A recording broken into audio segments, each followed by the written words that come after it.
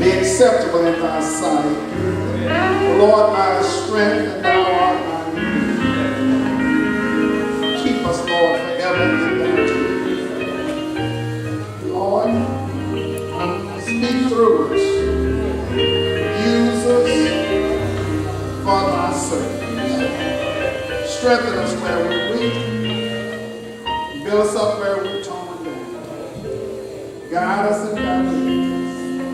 For it's in the name of Jesus, mighty, marvelous, matchless, magnificent, merciful name of Jesus, that we can pray. Amen. Amen.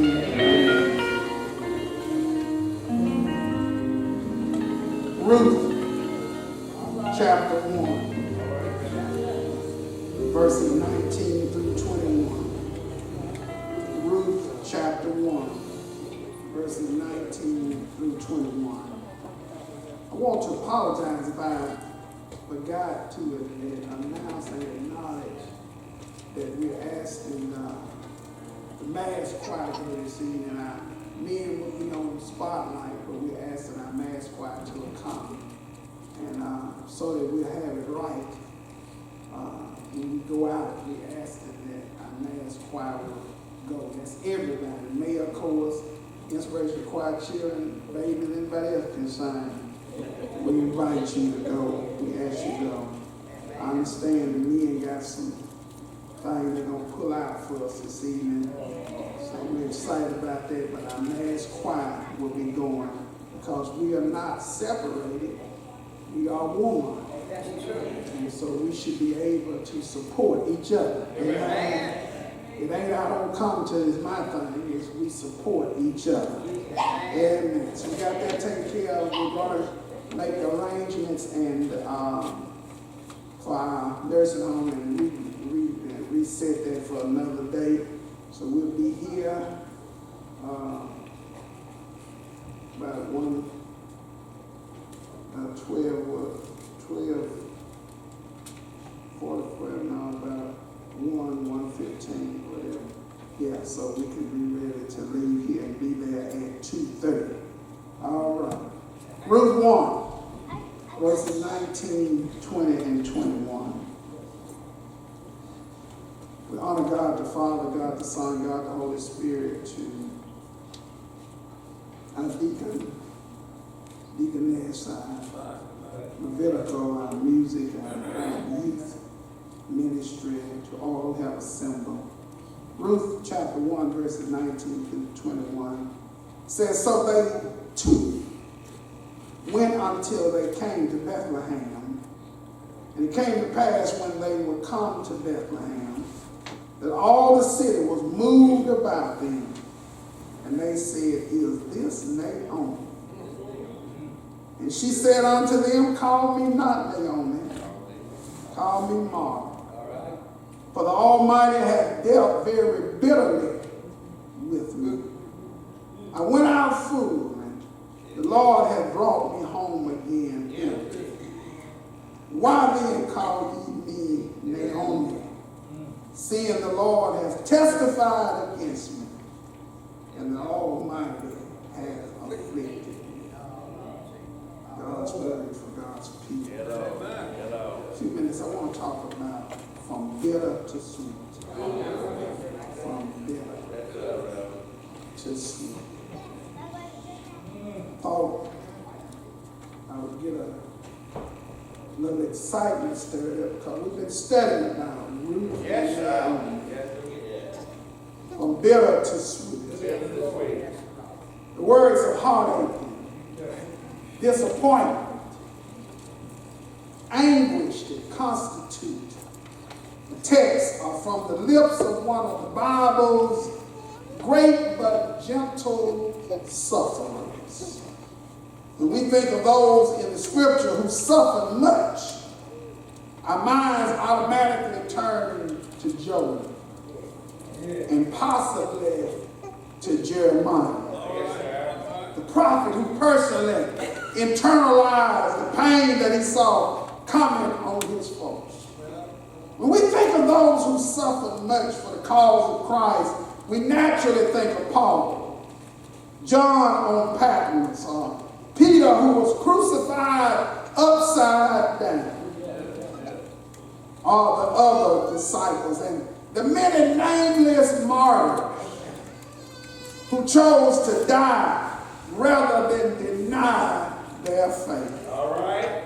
However, among those who have suffered, Jesus still sets the example as one who met his trouble with determination, endured his pain with dignity, bore his cross with grace, lived through his loneliness with faith, and faced death without fear. All right. His agony in the Garden of Gethsemane and his crucifixion on Calvary are the two greatest scenes of suffering found in Scripture.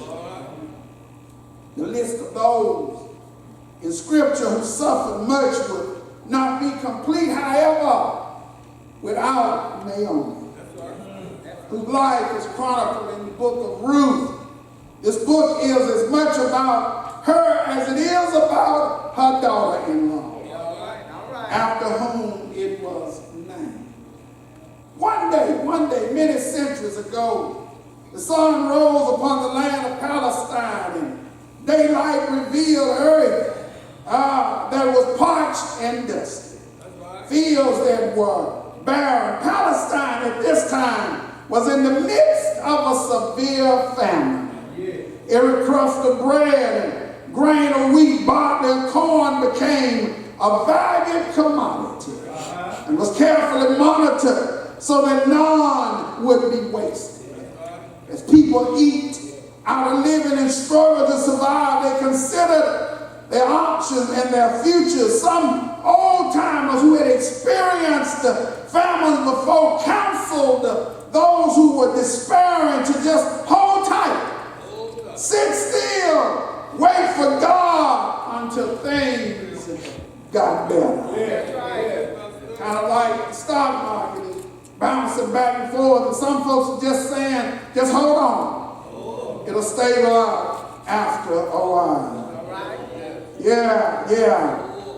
Yeah, most people decided to wait for God until things got better. Most people decided to wait out the famine. There were those, however, who decided to move elsewhere until times got better.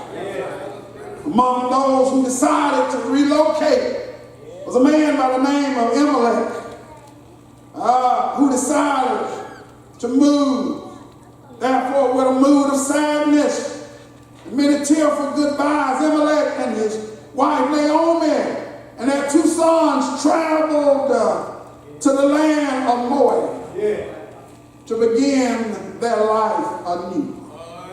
In the time of famine, when it ended in Palestine, Amalek had become comfortable in Moab, decided to remain there with his family. Sorrow, however, beset the small household when Amalek died suddenly. Leaving Naomi the challenge of dealing with sons in a foreign land. Well, the Lord strengthened her for the task that she faced and made ways for her. That's right. Naomi survived her loss, reared her sons who grew up and married two Moabite women. One son married a young lady named Oprah, and the other married a young lady named Ruth. Right. Naomi assumed the role of the gentle and helpful matriarch of the family, was kind to her daughter-in-law. And although she lived near them, I want you to get this, she never interfered with their lives. Naomi maintained a comfortable closeness with a healthy distance. Hers was a closeness that did not smother and a distance that did not alienate. The key to maintaining any relationship is found in striking the right balance between closeness and distance. love that smothers. Everyone has the need as well as the right to private space and independence. Naomi's family knew something. They knew that she was close enough that if needed, she was willing and ready to assist. But Naomi had the sense to wait to be asked for help. Had a friend whose mother-in-law would come in the morning to check the beds, make sure she had made them right.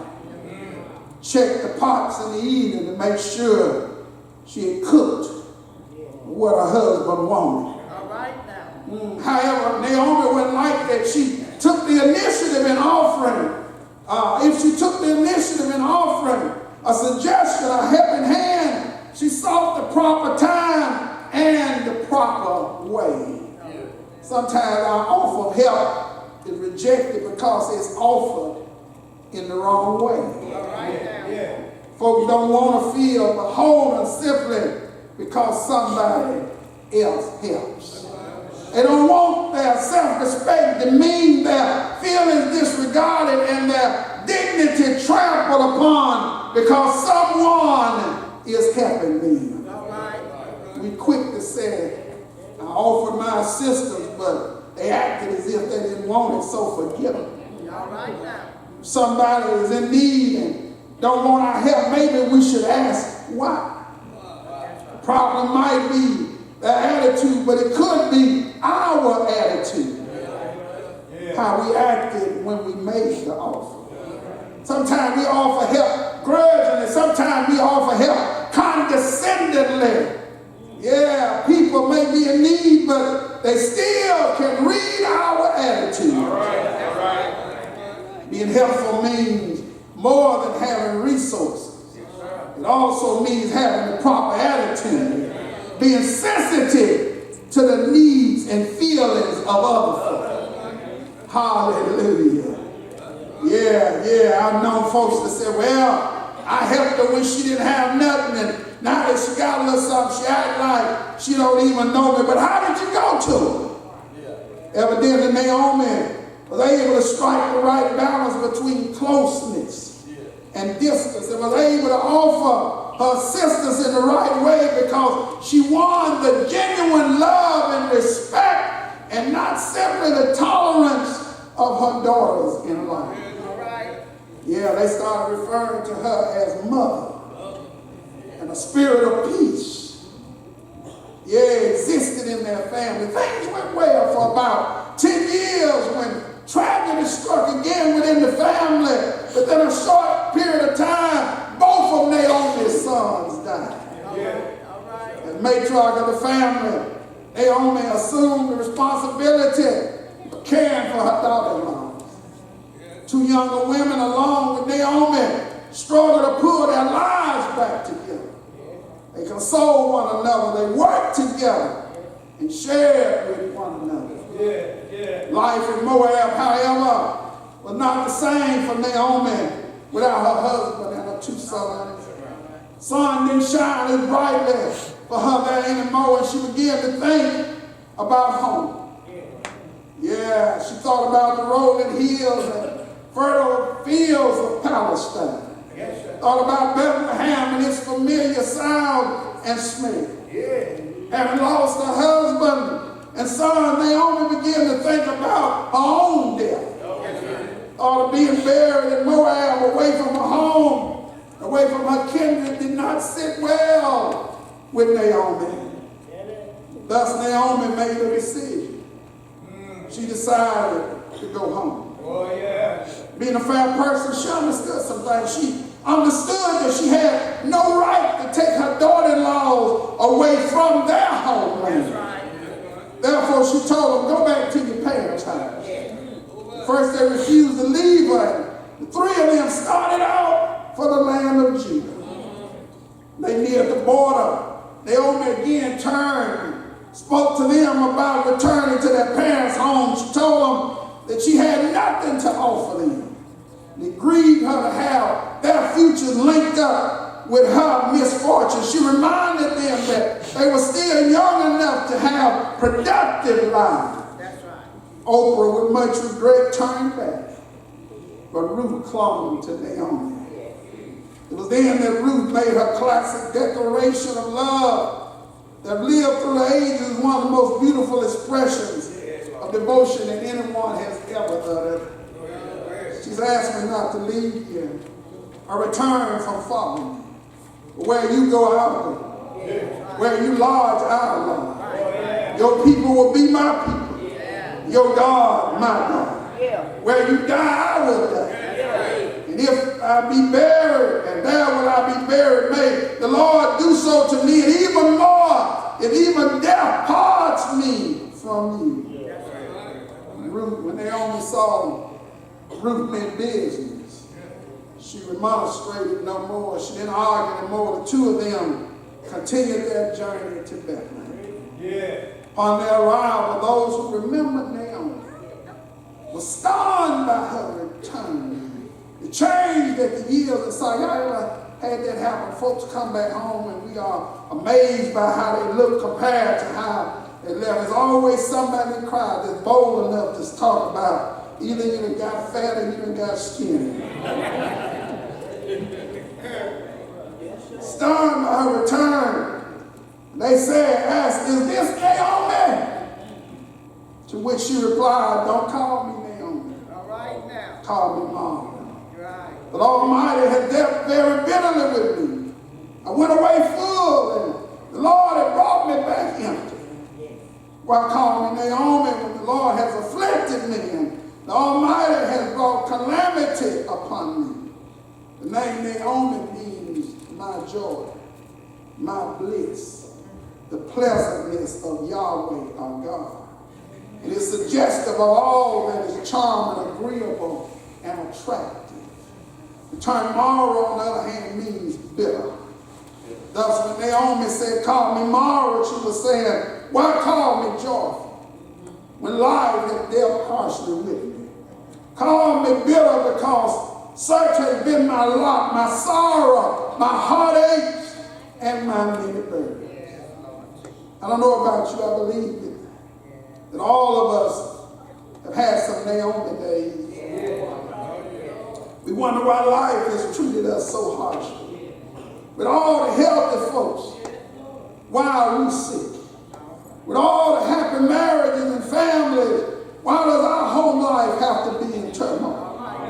Why can't we have a peaceful home and marriage with all of the responsible and faithful men and women we've known or met? Why did we end up with ones that we had?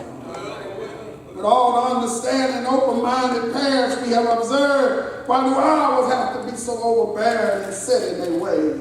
With all the obedient children we know who have made their parents proud, why did the Lord give us such rebellious offspring who bring us to so much grief? With all the evil people we know, why did the Lord have to visit our home and take our companion, our parent, our child, our sister, our brother, our favorite uncle or aunt? Why did the Lord take our good friend? Why did misfortune strike us? Why did that accident happen to us? Why did tragedy visit us? Sometimes, like Naomi, we all feel like saying, call me Mara. But the Almighty has dealt very bitterly with me. However, in the midst of our sorrow, don't ever forget that God does not leave us without a comfort. We're never left without a way out. In the midst of our bitterness, there is sweetness. Inherent in every problem, there's a solution. We may not see it, but it's there.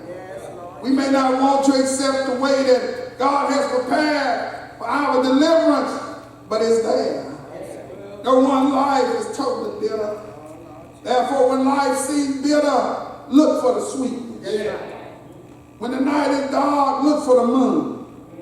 And if the moon is hid, look for the stars. And if there are no stars to be seen, then wait for the darkness. Wait in the darkness for the coming dawn. Psalmist said, weeping may endure for a night. Yeah, but joy comes in the morning. Even as she spoke about life bitterness, Naomi learned and leaned upon the arms of sweet Ruth. lonely life, but not totally bitter, because the Lord had given her a sweet Ruth. When we feel alone and forsaken, we need to look for the sweet Ruth in our life. God has put them there for us. We may not recognize them because we have selected our own Ruth. The Ruth that we choose may leave us when we need them, but the Ruth that God gives us will stay with us until the end. Amen. So when we feel lonely, instead of asking why God is dealt so harshly with us, maybe we ought to pray, Lord, show me the Ruth that you placed in my life to help change my bitterness into sweetness.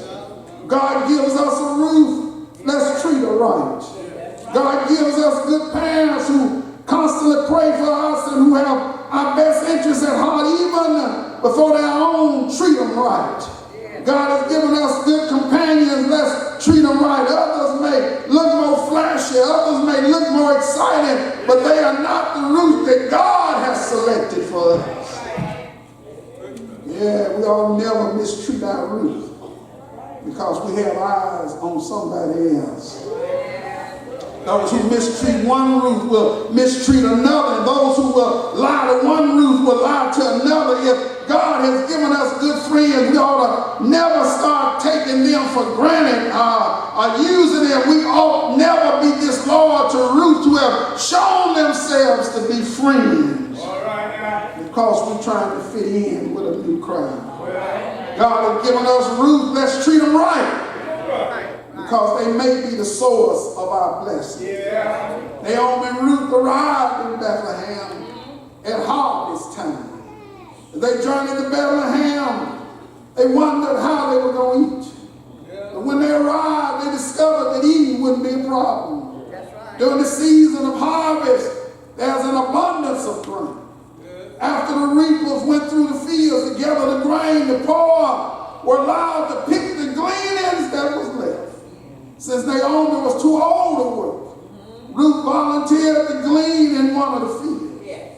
She selected a field that belonged to a wealthy man named Boaz. Yeah, Ruth didn't know it, but Boaz was a kinsman to Naomi's deceased husband. Boaz happened to be passing through the field and noticed Ruth and inquired about her. A working woman in the field was probably not at her most attractive self, but yet Boaz noticed her. God's children stand out wherever they are.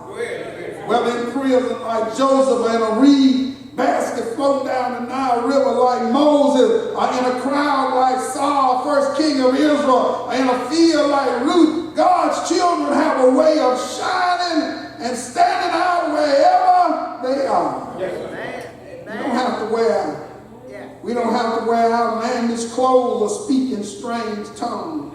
We don't have to exhibit strange behavior. If we are children of God, there'll be something about our character that will cause others to notice us.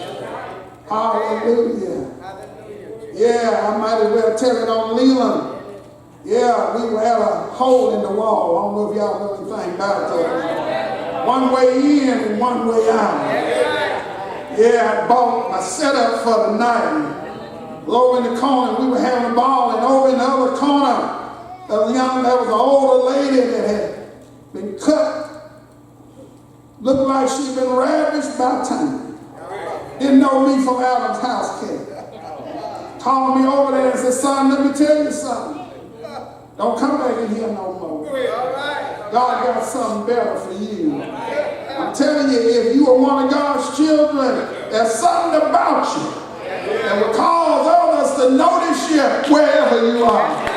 Hide all you want, and you can cover up if you want. If you surely been born again, there's something that'll make folks notice you. Boaz asked Ruth to glean only in his field. Instructed those to stay close, her to stay close to the other women so that no harm would come to her. Gleaning in the fields could be dangerous because sometimes the young men who were the reapers would take advantage of unsuspecting females who were all alone. But Boaz told his men, don't mess with her.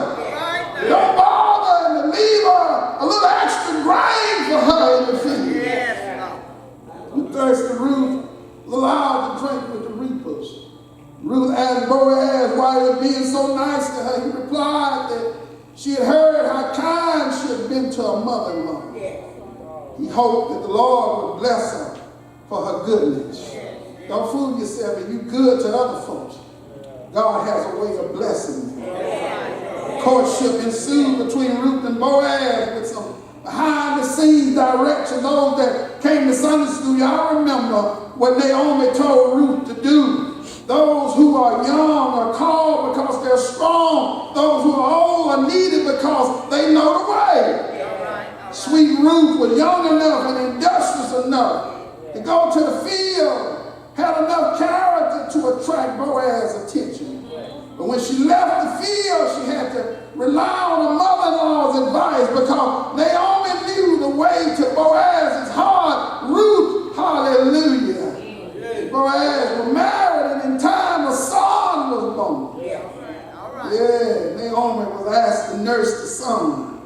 This same Naomi who came to Bethlehem saying, "Call me Mara, because my life had been bitter." This same Naomi who didn't know where she was going to live or how she would eat. This same Naomi ended up living in the home of one of the richest men in Bethlehem. The same women who had asked, "Is this Naomi?" came with a hymn of praise. For the child was named Obed, which means the son has been born to Naomi. Naomi thought her life was over, but she discovered that it was just beginning when she reached Bethlehem. I want to let you know, Macedonia, God is still able to turn bitterness into sweetness. Oh, yes, He is. I don't care how bitter it is. God is able to turn bitterness into sweetness. God is able to turn emptiness into fullness. Our lives can begin again. Songwriter said, one thing about God, He'll pick you up and you have to reach way down. He'll start you over again. Yeah, after Naomi, long after Naomi, Ruth, Boaz, and even their son Obed were dead and gone in the fields of Bethlehem. Hallelujah. So shepherds were watching their flock by night. Angel of the Lord appeared unto them, and the glory of the Lord showed about them, and they were filled with fear. And the angel said, "Be not afraid, but behold, I bring you good news of great joy, which shall come to all folks. For to you is born this day in the city of David a Savior, which is Christ the Lord. This shall be a sign unto you. You'll find the babe wrapped in swaddling clothes and lying in a manger." Suddenly there was with the angel a multitude of the heavenly hosts praising God and saying, "Glory to God in the highest, and on earth peace, goodwill unto all men." I want to let you know bitterness can be turned into sweetness. Isaiah 9:2 said, "The people that walked in darkness have seen a great light. Those that dwell in the land of deep darkness, on them the light has shined." Who would have thought that Naomi went back home and told them to call her Mara because she felt like God had dealt with her bitterly, would end up being in the lineage of our Savior, Jesus Christ. Hallelujah. Long before Naomi was born, God already knew. God already knew what would happen. For He loved the world so much that He gave His only begotten Son. Matter of fact, what happened on earth was just a review of what had already taken place. Because before the very foundation of the world, Jesus was born. For the foundation of the world, He had already come into the world. And even before the foundation of the world, they had arrested Him and tried Him and hung Him out on Calvary's hill. Yeah, He had died on Calvary.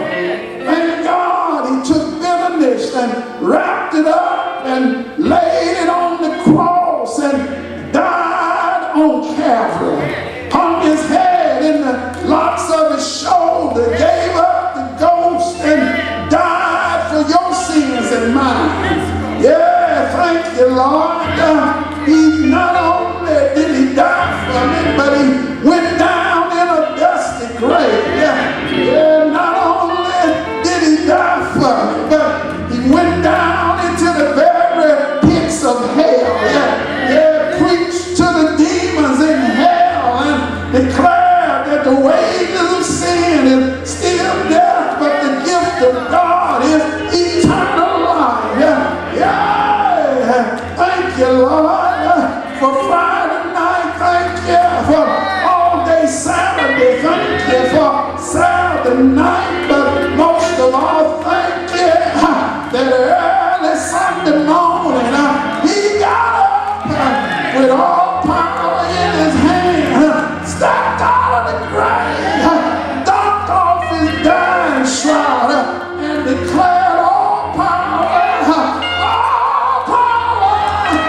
is in my hand. Ain't God all right? I feel a little better now because I might as well be honest. I've had some bitter days. I've had some rough days. I've had some days I want to give up, but thank you, Naomi, for reminding me that God put some sweet roots in my life. Thank you, Lord, for giving me a mother that loves you in spite of herself. Thank you, hallelujah, for kind friends. Thank you for a mother that taught me about Jesus Christ. I feel better now. Yeah, I've had some bitter days. Ain't God all right? And the devil that tried to whisper to me, why did it happen to you? But now I can say, just like Job, though you slay me, yet will I trust you. I'm gonna wait, until my change comes. Ain't God all right? I feel better, so much better. Ain't that what they said? Since I laid my burdens down, life is sweeter, so much sweeter. Since I laid my burdens down, I gave it all to Jesus. I put it in his hands. This and that, this and that, this and that. I put it all in his hands. Ain't God all right? I'm all right now. Thank you, Jesus, for dying for me. Thank you, Jesus, above all, for getting up Sunday morning. And because you live, I can face tomorrow. Because you live, all fear is gone. Because you live,